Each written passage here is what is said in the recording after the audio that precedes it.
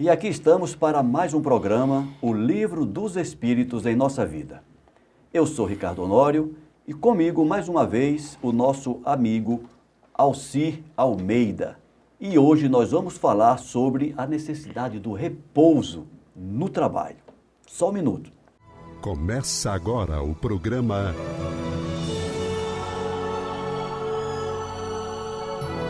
O Livro dos Espíritos em Nossa Vida. Almeida, seja bem-vindo para mais um dia de trabalho. Obrigado, Ricardo.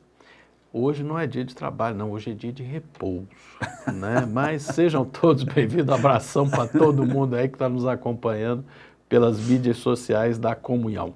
Forte abraço a cada um de vocês. Quem não entendeu a brincadeira do Almeida é que nós estamos estudando a Lei do Trabalho, que é o capítulo 3º do livro 3º do Livro dos Espíritos, a partir da questão 674. Falamos isso nas últimas semanas e hoje nós vamos comentar a partir da questão 682, cujo título é Limite do Trabalho, Necessidade do Repouso. Então, o Almeida hoje vai repousar trabalhando, Almeida. Vamos lá, repousar trabalhando. Almeida, na questão 682, o Kardec perguntou se o repouso, depois do trabalho, sendo uma necessidade, não é uma lei natural. Olha, faz parte da natureza, assim, Não é? como não? Você veja que em tudo na natureza você tem os ciclos, né? É verdade, cara. Tem o dia, você tem a noite, né? Você, num ciclo maior, que é o anual, você tem o verão, mas você também tem o inverno, né? Em todas as situações dos movimentos dos movimentos no espaço, dos corpos celestes, a palavra que eu estava tentando lembrar, corpos celestes, tem sempre o periélio e o afélio, né? Tem um ponto mais distante, tem um ponto mais próximo. E isso se estende, gente, procurem na internet, existem vídeos maravilhosos, inclusive daquele que mostra o movimento do sistema solar girando em volta de uma estrela que está lá no centro da galáxia, que é da constelação de Hércules. Gente, é coisa maravilhosa. Porque vai e volta, tudo que sobe e desce, tudo que vai tem volta. Tem um momento que a gente trabalha, tem um momento que a gente repousa. E isso acontece no macro e no micro. Sim. Se você pegar o movimento do elétron no átomo, né? Sim, com certeza. Também não é um círculo perfeito. Não. Tem afastamentos e aproximações. O mais próximo do círculo é aquele elétron isolado do hidrogênio. Mas mesmo assim a gente sabe que não tem como ser perfeito. Um círculo perfeito. Então também tem o periélio e o afélio. Respondendo objetivamente, sim, o repouso também faz parte da natureza. Tenho certeza aí que vai ser falado, né? Todo ser humano tem que trabalhar, e falamos isso nas últimas 2 semanas. Mas tem um momento do repouso também. Tudo tem limite. Talvez alguém se pergunte assim, então por que não tem aqui, né, uma lei, a lei do repouso? É porque o repouso faz parte do trabalho. Sim, é interessante que... Está inserido nele. É aquela coisa, como é que você vai falar de inverno sem verão e de verão sem inverno? Exato. Então são a lei das estações. Por que se identifica o claro? Porque tem o escuro. Porque tem o escuro. Né? Então não precisa ter uma lei de claro e uma lei de escuro. É a lei da luz. É a lei da luz. Acabou. Um com a presença, o outro com a ausência. Né? No caso do trabalho, um com a presença do trabalhador, o outro com a ausência, porque ele está repousando, e assim sucessivamente. É interessante, né? Em a natureza tudo é cíclico. Né? Agora, então quer dizer que nós vamos evoluir, vamos voltar a ser primitivo? Não. Não é nesse sentido. Vai ter um momento que você está evoluindo e dentro da sua evolução tem um momento de repouso em outro nível. Imagina uma espiral. Espiral. Você está aqui, mas enquanto isso você está subindo. Você está lá e está cada vez mais largo. Não é que você vai voltar para cá, não é isso. Não. É interessante, muito interessante, é muito legal, mas o repouso faz parte da natureza, das leis da natureza inserido na lei do trabalho. Sim. E a resposta diz exatamente isso, Almeida. Sem dúvida. O repouso serve para reparar as forças do corpo e é também necessário, a fim de deixar um pouco mais de liberdade à inteligência para se elevar acima da matéria. É interessante isso, né? Porque o repouso é recomposição, é restauração. Até no próprio corpo, nosso corpo, crianças que têm problemas com sono crescem menos. Não repousa o suficiente. Não repousa o suficiente. Adolescentes estão crescendo muito rápido, têm distúrbios de sono. É interessante isso, né? É distúrbio do sono. Então, a melatonina, que eu já ia falando melanina, a melatonina... Hormônio do sono, né? Hormônio do sono, importantíssimo para o crescimento. Ou seja, para crescer a gente tem que repousar. Que é mais uma demonstração dentro da natureza que o repouso faz parte do trabalho. Crescer, ficar forte, né? Mas tem que repousar. E no que se refere à inteligência também, Almeida. Também, mas é aquela história, os neurônios, né? Eles precisam repousar. É interessante. Se alguém, nós já passamos por isso por motivos profissionais, né? Passe uma noite sem dormir. Já passamos por isso, né? Várias vezes. Passe uma noite sem dormir. Sabe o que acontece com você? Sua memória fica toda fragmentada. Você lembra de uma coisa e você não sabe se aconteceu hoje ou ontem. Você perde a noção se você tomou café, se você almoçou, se você jantou. Que os sistemas internos ficam todos descoordenados. A sua inteligência fica ligeiramente embotada. Com certeza. E se você for fazendo isso repetidas vezes, você estraga o seu sistema nervoso. É verdade. Né? Então, sim, faz parte da evolução da inteligência. Sem falar também, Almeida, quantas vezes um trabalhador está focado na execução do trabalho, quer seja um trabalho braçal ou mesmo um trabalho intelectual. Intelectual é mais ainda. Você está focado naquilo e está diante de um problema e você não consegue ver a solução. Alguém que chega de fora assim diz assim, não faz isso assim, ó. Caramba, como é que eu não percebi isso? Porque você estava focado naquilo. O repouso também é necessário para isso. Às vezes você dorme com o problema e acorda com a solução. E acorda com a solução. Você se afasta um pouco da execução do trabalho e a tua percepção se amplia. Né? Então, até nesse sentido, é natural. E como você acabou de dizer, às vezes a gente sai do trabalho, 6, 7, 8 horas da noite, que a gente saía muitas vezes até mais do que isso. Ia para casa porque não aguentava mais de cansaço, 12 horas de jornada, não estava mais produzindo e o trabalho era muito difícil. E o problema era muito difícil, quase insolúvel. Aí a gente ia para casa. Quando era no outro dia de manhã... Era sentar na cadeira... Como é que eu não percebi isso ontem? Como é que eu não percebi isso antes? Né? Bastou um pouco de repouso. Bastou repouso para os bits e os bytes se alinharem. Se alinharem. Muito bom, Almeida. Questão 683 agora, Almeida. Isso. Qual é o limite do trabalho, Almeida? E agora? Olha, eu já estudei muito. 12 horas por dia. É interessante, tem um livro que é do Nuno Cobra, né? Eu não vou lembrar agora, Semente da Vitória, é o nome do livro. Sensacional, recomendo que todo mundo leia. Não é um livro espírita. Não é espírita, não tem nada a ver. O Nuno Cobra, ele era treinador, se eu não me engano. Treinador do Ayrton Senna. Isso, exatamente. Treinador do Ayrton Senna. E ele fala sobre preparação física, repouso e sono. Que você pode repousar sem dormir, pode dormir sem repousar. Ele fala das 3 coisas, né? E ele fala aqui, respondendo especificamente qual é o limite do trabalho, cada um de nós tem seu limite, né? De repente você fica muito bem dormindo 6 horas por noite. E você está refeito, está equilibrado, está dentro do seu ritmo. Eu, né, imbecil, preciso de 10. Qual o problema? É o meu ritmo. Me coloca na rela. Pois é. Cara, na noite que eu durmo menos de 8 horas, pelo menos, no outro dia eu não consigo...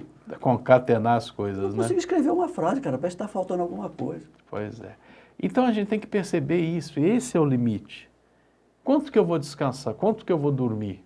Quanto que eu vou repousar? Aquilo necessário para recompor suas forças, para te trazer ao equilíbrio. Estesia? Eu acho que é, né? Agora, vocês corrijam a gente aí. Trazer o equilíbrio. É o limite do sistema, do funcionamento do seu sistema. Cada um tem o seu limite, né? Então, quando você precisa repousar? Quando você começa a estar ali e o problema não anda. Quando você está estudando, véspera de uma prova, estudar na véspera da prova já está errado. Você deveria ter estudado antes. Deveria ter estudado antes. Verdade. Né? Mas você tem o seu ritmo. Você tem que estudar o seu ritmo. O que me faz ter um bom aproveitamento? Estudar 2 horas por dia. Ok, então estude. Ah, não. Eu fico muito bem no estudando nada e na véspera eu leio tudo e estou bem. Ótimo. Beleza. Ótimo. Busque o equilíbrio do seu corpo, busque o seu limite. Por isso que eu não concordo quando alguém chega e diz assim, não, você não precisa dormir tanto. Você dorme 6 horas e está de bom tamanho. E eu fico pensando assim, será que essa pessoa está pensando que todo mundo é igual? Napoleão era assim, né? Tem gente que dorme 4 horas. Não era bem um colega, era um chefe, né? Colega porque estava junto, mas era o meu chefe. Ele dormia 4 horas por noite. Não vou citar o nome dele, mas você sabe quem é. Uhum.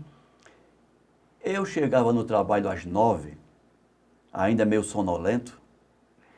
Cara no 380. Ele já estava no trabalho desde as 7. E algumas vezes eu chegava lá, ele estava meio que transpirando, né? Ele dizia, não, é porque eu acordei, tal hora, eu fiz 1 hora de piscina, eu fiz caminhada, depois fiz piscina, aí eu vim para cá de bicicleta, aí eu cheguei aqui, eu tomei banho e agora que o corpo começa a transpirar. E ele já estava lá. Eu digo, misericórdia, como é que essa criatura ia até 10 horas da noite? E era um dinamismo, cara, que eu ficava assim, impressionado. Admirado. Quando eu chegava ali às 5 da tarde, eu já estava... Batendo pino. Batendo pino. Almeida, e a resposta é exatamente essa. O limite do trabalho é o limite das forças. De resto, Deus deixa o homem livre. Se você quer trabalhar 12 horas, pode, tem condições, trabalhe. Mantém-se equilibrado nesse ritmo. Isso, você não está danificando o seu organismo, você está bem, mantenha a proa, não tem? Vai que é tua, né? Vai que é tua, né? Agora, não exija do outro que precisa de 10 horas para dormir. Ah, sim, aí você já foi para outra pergunta, vamos lá. Vamos para outra pergunta, Almeida. Que pensar daqueles que abusam de sua autoridade para impor aos seus inferiores um excesso de trabalho? É um desrespeito ao próximo, né? Primeiro é ignorância, falta de conhecimento de perceber que cada um tem seu ritmo. Seu limite, né, Almeida? Cada um tem seu limite, cada um tem sua maneira de ser. E um bom chefe sabe discernir o limite de cada um da malandragem. Tem que saber diferenciar uma coisa da outra, a outra de uma, né? E, caramba, o que achar de quem desrespeita o próximo? Está desrespeitando o próximo, está semeando o vento. Eu lembrei agora, Almeida, eu tive um subordinado e eu pagava uma tarefa qualquer para ele, né? E a gente exige, né? Eu quero bem feito. Claro. Tem que ser bem feito, tem que ser no prazo. Só um pouquinho, só um parênteses. Sim. No meio militar a gente tem essa expressão, pagar a missão, pagar a tarefa. Eu falei pagar a missão, foi? Falo pagar a tarefa, você falou pagar a tarefa. Já estava no automático. Eu lembrei do ambiente e o linguajar foi... Já sai. Desculpa, gente, desculpa. Mas a gente ele deu uma ordem, faça isso. Atribuiu uma tarefa, Atribuiu uma tarefa. E a tarefa nunca saía no prazo. E eu comecei a criar um certo erro de halo, né? Achando que... Você começou a achar que o cidadão estava de má vontade. Rapaz. Aí eu... Não sei agora. Eu fiquei inseguro, né? Mas eu dei uma prensa no cidadão, né? E o cidadão meio que ficou assim... Ele encheu os olhos d'água. Travou. Quando ele encheu os olhos d'água, eu falei... Ficou atônito. E eu falei, mas o que é que está acontecendo? Ele falou, eu não consigo, eu quero, mas eu não consigo. Cara, eu senti raiva de mim naquela hora, né? Raiva assim, né? Vergonha de si mesmo. Com vergonha de si mesmo. Eu falei, cara, não é maldade dele, é limitação. Né? E aí eu percebi que quanto mais dá pressão, mais a criatura não... Não, ele entrou num circuito negativo, ele não consegue mais sair do lugar, ele não produz. Aí quando eu percebi que eu falei, ó, faz o seguinte, veja quando você consegue me entregar bem feito. No dia seguinte ele me entregou o negócio, cara. Trabalhou sem pressão. Entendeu? Enquanto tem uns... que respondem positivamente à pressão, tem outros que não. Respondem negativamente, sim. Negativamente. E por que eu lembrei disso? Esse comentário que você acabou de fazer, o chefe, qualquer que seja o nível, ele precisa desenvolver essa percepção, né, de não tratar os seus subordinados igualmente. Alguém já disse que... Justiça é tratar desigualmente os desiguais. Exatamente. Então, você que é chefe, pensa nisso. Né? Ou você que quer ser chefe. Ou você quer ser chefe. Tem que desenvolver essa habilidade. Não, esse daqui eu posso dar pressão, esse daqui não. E não deixar a equipe perceber que você está sendo benevolente com um e não com o outro. Na verdade, você não está sendo benevolente. Você não pode deixar a equipe achar que você está sendo condescendente com alguém. Exatamente. Então, as coisas têm que ficar claras. Né? E é uma sabedoria, digamos assim, que nem todo mundo consegue desenvolver. Não. Né? Principalmente diante das pressões, né? Porque às vezes o chefe... Às vezes está no outro nível e não conhece a equipe. Ou ele recebe pressão de cima e passa pressão para baixo e aí sai... Sem válvula sai destruindo o sistema todo, né? Sem válvula de equalização. Sem válvula de equalização, Almeida. Essa eu não vou dizer não, essa vocês têm que procurar nos manuais de engenharia. Mas, Almeida, é isso. Então vamos lá. O que pensar daqueles que abusam da autoridade? E a resposta? É um despreparado, é um desequilibrado, ele não tem conhecimento suficiente, capacidade para perceber isso. E a resposta diz que é uma das piores ações. Sim. Todo homem que tem o poder de comandar é responsável pelo excesso de trabalho que impõe a seus subalternos, porque ele transgride a lei de Deus. E se vocês quiserem um pouquinho mais sobre isso, vão lá na questão 273 do Livro dos Espíritos, que tem uma relação de assuntos nesse sentido. Podemos ir em frente, Almeida? Sigamos. Questão 685. O homem tem direito ao repouso em sua velhice?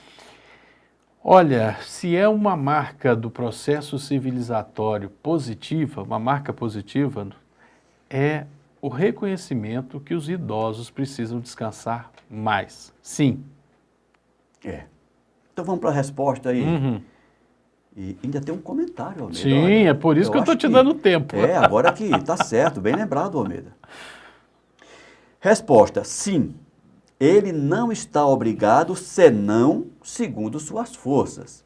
Se você está lá na velhice, na sua idade avançada, mas você tem energia, tem disposição, você não é obrigado a ficar parado. Vai, utiliza a sua energia como você julgar melhor.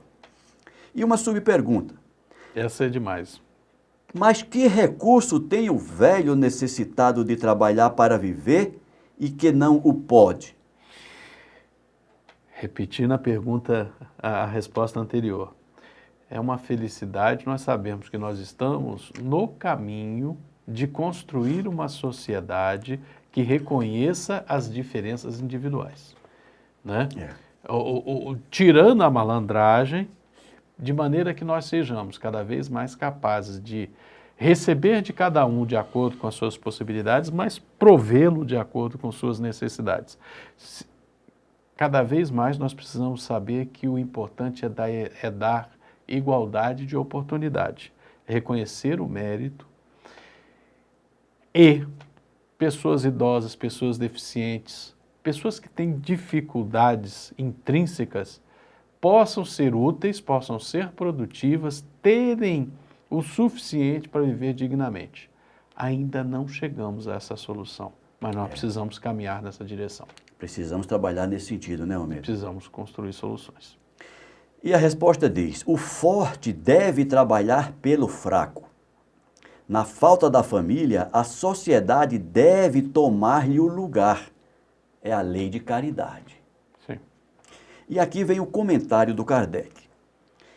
Não é tudo dizer ao homem que ele deve trabalhar. É preciso ainda que aquele que espera sua existência no seu labor encontre em que se ocupar. E é o que nem sempre ocorre. Se não ficar claro a leitura, você me avisa. Não, é aquela coisa, nós precisamos de ter meios de deixar o idoso, o doente, quem tem dificuldade, que ele possa trabalhar e que ele possa ser produtivo. E que não seja um arrasto para a sociedade. Exato. Quando a suspensão do trabalho se generaliza, toma as proporções de um flagelo, como a miséria. Uhum. A ciência econômica procura o remédio no equilíbrio entre a produção e o consumo. Ainda estamos estudando esse equilíbrio. Não o atingimos ainda. Não. Mas esse equilíbrio, supondo-se que seja possível, terá sempre intermitências. E durante esses intervalos, o trabalhador não deve viver menos. Há um elemento que comumente não entra na balança, e sem o qual a ciência econômica não é mais que uma teoria, que é a educação. Não a educação intelectual, mas a educação moral. E não ainda a educação moral pelos livros, mas aquela que consiste na arte de formar os caracteres a que dá os hábitos. Porque a educação é o conjunto de hábitos adquiridos. Quando se pensa na massa de indivíduos jogados cada dia na torrente da população, sem princípios, sem freios e entregue aos seus próprios instintos, deve-se espantar das consequências desastrosas que resultam? Interessante essa pergunta. Gente, esse livro foi lançado em 1857. Parece que foi hoje. Parece que foi semana passada. Nós precisamos sim nos preocupar em formar cidadãos cônscios das suas obrigações, claro, também de seus direitos, mas saber que ele tem que ser um cidadão produtivo, respeitador, honesto, trabalhador, que seja uma célula saudável dentro do tecido comunitário. Almeida. Quando essa arte for conhecida, cumprida e praticada, o homem ocasionará no mundo hábitos de ordem e de previdência para si mesmo e os seus, de respeito por tudo o que é respeitável, hábitos que lhe permitirão atravessar menos penosamente os maus dias inevitáveis. É interessante falar isso aí. Ah, mas vocês estão inventando. Gente, vá lá no Êxodo. Êxodo? Agora estou na dúvida se é Gênesis ou Êxodo. Acho que é Gênesis ainda. Vamos ver a história de José, os sonhos do faraó, das 5 vagas magras comendo as vacas gordas, do milho, do sonho do milho, raquítico, devorando o trigo saudável, a necessidade da previdência, né? Nós nascemos, temos uma vida produtiva, temos a decrepitude física, onde nós produzimos menos do que precisamos consumir, e a gente tem que ter previdente dentro desse ciclo. A gente tem que aprender isso, temos que ser educados de forma a compreender esse ciclo, essa natureza, essa necessidade, né? Para que o todo social, e pode ver que o Kardec, em 2 lugares, diz que a ciência econômica procura que a solução vai ser a educação, mas não só a educação, né? É interessante que ele dá uma resposta muito completa, mas nós ainda não encontramos essa solução. Não atingimos ainda. E ele conclui dizendo que a desordem e a imprevidência são duas chagas que só uma educação bem entendida pode curar. Esse é o ponto de partida, o elemento real do bem-estar, a garantia da segurança de todos. A garantia da segurança de todos nós, da garantia da construção de uma sociedade equilibrada, feliz e harmoniosa. Não é soluções mirabolantes, é a solução que compreenda isso, tudo que a gente conversou aqui. Forte abraço. Almeida, o nosso tempo está encerrando. Nós encerramos também agora este capítulo, né? Nós acabamos de comentar... Acabamos com o trabalho. Acabamos de comentar a lei do trabalho. Então, na semana que vem, Almeida, na semana seguinte, nós vamos iniciar o estudo da lei de reprodução. E na semana que vem, eu quero que você comente o seguinte: a reprodução dos seres vivos é uma lei da natureza? Uma semana para você pensar nisso. Vamos refletir sobre isso. Forte abraço, Almeida. Forte abraço, gente. Gostou, deem o like. Não gostou, o dislike, mas digam por que não gostaram. Esse programa é de vocês e se não está agradando, vocês têm que dizer por quê. Forte abraço. Tchau, pessoal. Até a semana que vem.